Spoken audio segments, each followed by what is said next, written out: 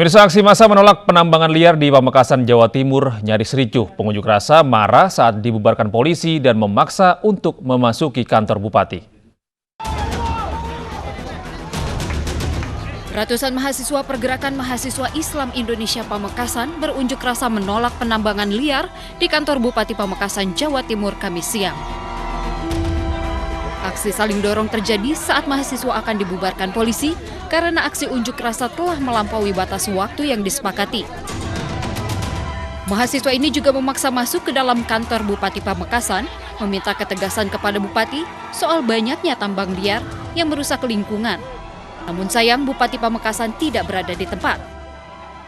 Mediasi untuk dilaksanakan kegiatan pada hari ini karena masih mengingat situasi saat sekarang COVID, sehingga kita kasih waktu dia menyampaikan aspirasi 5 menit untuk sebisa mungkin kita untuk lakukan pembubaran untuk mengantisipasi penyebaran COVID-19.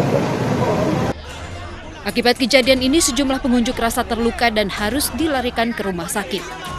Dari Pamekasan, Jawa Timur, Dedi Prianto, iNews melaporkan.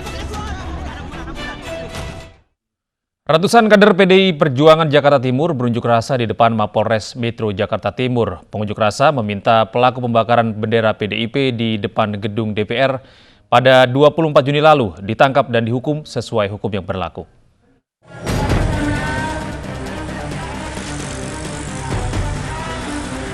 Masa dari DPC PDIP Jakarta Timur mendatangi Mapolres Metro Jakarta Timur. Pengunjuk rasa long march dan membawa mobil komando yang dilengkapi dengan bendera serta sejumlah poster berisi tuntutan. Mereka mendesak pihak kepolisian agar menangkap pelaku pembakaran bendera PDIP di gedung DPR RI.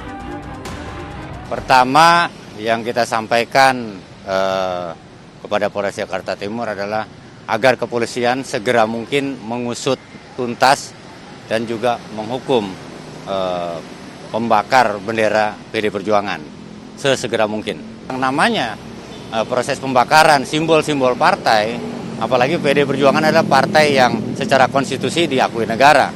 Nah, itu merupakan salah satu bentuk anarkisme demokrasi. Mereka boleh saja menyampaikan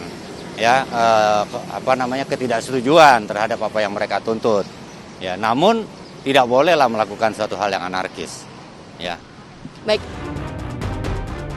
Sebelumnya pada 24 Juni lalu, bendera PDI Perjuangan dibakar massa saat berlangsung unjuk rasa di depan gedung DPR RI Jakarta.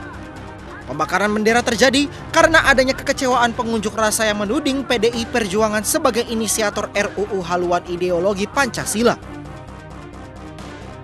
Dari Jakarta, tim liputan iNews melaporkan. Satreskrim Polres Pelabuhan Belawan menangkap kawanan pencuri besi bangunan yang sempat viral di media sosial. Kawanan ini ditangkap setelah beraksi 7 bulan lamanya. Ulah pencuri besi bangunan dari truk ini sempat viral di media sosial. Kejadian ini terjadi pada Oktober 2019 silam di kawasan Belawan, Medan. Kini setelah hampir 7 bulan, kawasan pencuri besi bangunan ini akhirnya ditangkap Satreskrim Polres Pelabuhan Belawan. Polisi menyita barang bukti sejumlah besi bangunan dan balok kayu yang digunakan untuk melukai korban. Ada 4 kasus bajing loncat. Itu untuk penangkapannya mereka beraksi di mana aja, Pak? Di wilayah Polres Pelabuhan Belawan, ya, di persimpangan, di tempat-tempat rawan yang selama ini sudah kita jaga. Mereka pindah di tempat lain, namun tetap kita pantau. Atas perbuatannya, pelaku terancam pasal 363 ayat 1 Kitab Undang-Undang Hukum Pidana dengan hukuman maksimal 9 tahun penjara. Dari Medan, Sumatera Utara, Yuda Bahar, iNews melaporkan. Seorang anak dijamret saat dimintai tolong untuk memfoto sekumpulan remaja di Jakarta. Aksi tersebut terekam kamera pengawas.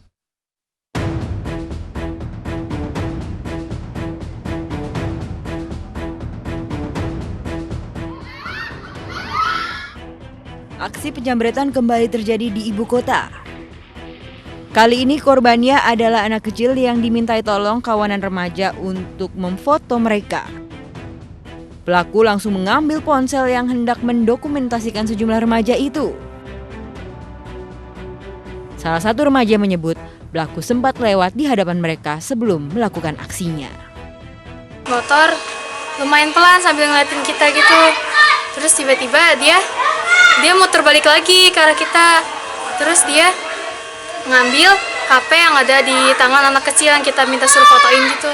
Langsung jalan, kencang ngebut gitu. Dia mondar-mandir sekali aja apa? Sekali. Oh, itu mantau. Kini pemilik ponsel telah melaporkan peristiwa ini ke Kepolisian Sektor Ciracas. Dari Jakarta, Rio Manik, iNews melaporkan. Majelis Hakim memvonis Syahrial Alamsyah alias Abu Rara 12 tahun penjara atas kasus penyerangan terhadap mantan Menko Polhukam Wiranto di Pandeglang, Banten tahun lalu. Sementara istri Abu Rara yang juga ikut dalam penyerangan divonis 9 tahun penjara. Terdakwa Syahrial Alamsyah alias Abu Rara divonis selama 12 tahun penjara oleh Majelis Hakim Pengadilan Negeri Jakarta Barat. Vonis ini lebih ringan 4 tahun dari tuntutan jaksa yakni 16 tahun penjara. Abu Rara terbukti bersalah atas kasus penusukan terhadap Wiranto di Pandeglang, Banten pada Oktober 2019 lalu. Sebelumnya istri Abu Rara, Fitri Adriana, juga divonis hukuman 9 tahun penjara. Kuasa hukum Abu Rara mengatakan hukuman tersebut sudah memenuhi 2/3 dari tuntutan dan terdakwa sudah menerima putusan hakim. Sudah diterima, sebetulnya rancangan saya juga mau banding, tapi terdakwa sudah pasrah menerima putusan. Karena mengingat eksepsi kemarin kan iya, gitu, pledoi ya, iya pledoi saya. Iya. Oh, tapi akhirnya di akhir itu berarti ini di luar ini ya Pak? Iya, di luar, iya. Tiba-tiba para pendakwa menerima putusan majelis hakim. Iya. Mantan Menko Polhukam Wiranto menjadi korban penusukan saat berkunjung ke Pandeglang, Banten Oktober tahun lalu. Akibatnya organ internal Wiranto terluka dan harus dirawat selama 12 hari di RSPAD Gatot Subroto, Jakarta. 10 Oktober 2019 lalu, mantan Menko Polhukam Wiranto menjadi target serangan teror saat berkunjung ke Pandeglang, Banten. Ketika berada di alun-alun Menes, Pandeglang, tiba-tiba Abu Rara dan istrinya menghampiri Wiranto. Dengan cepat, Abu Rara menikam perut Wiranto menggunakan senjata tajam jenis kunai. Abu Rara juga menusuk bagian dada pimpinan Pondok Pesantren Matlaul Anwar, Fuad Syauqi. Sementara itu, istri Abu Rara menusuk punggung Kapolsek Menes, Kompol Daryanto. Dalam beraksi, kedua pasangan ini turut membawa buah hatinya yang masih di bawah umur. Akibat penusukan ini, usus halus Wiranto harus dipotong sepanjang 40 cm. Wiranto dirawat di RSPAD Gatot Subroto, Jakarta selama 12 hari. Tim Liputan iNews melaporkan.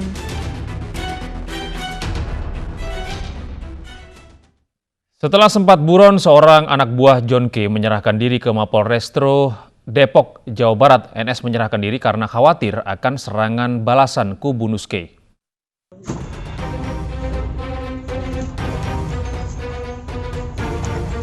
NS atau Sam, salah satu anak buah John K, menyerahkan diri ke Mapolrestro Depok, Jawa Barat.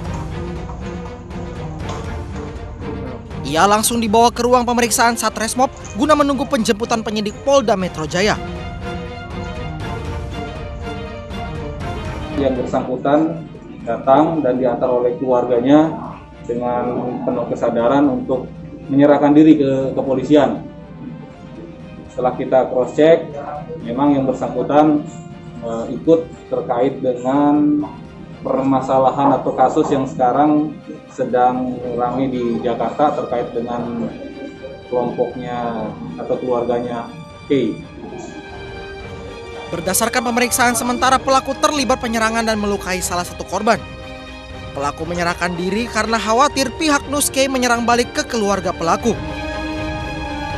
Dari Depok, Jawa Barat, Iung Rizky, iNews melaporkan. Mencoba sembunyi dari razia petugas imigrasi, seorang warga Nigeria tewas terjatuh dari lantai 9 apartemen. Kami hadirkan informasi lengkapnya usai jeda.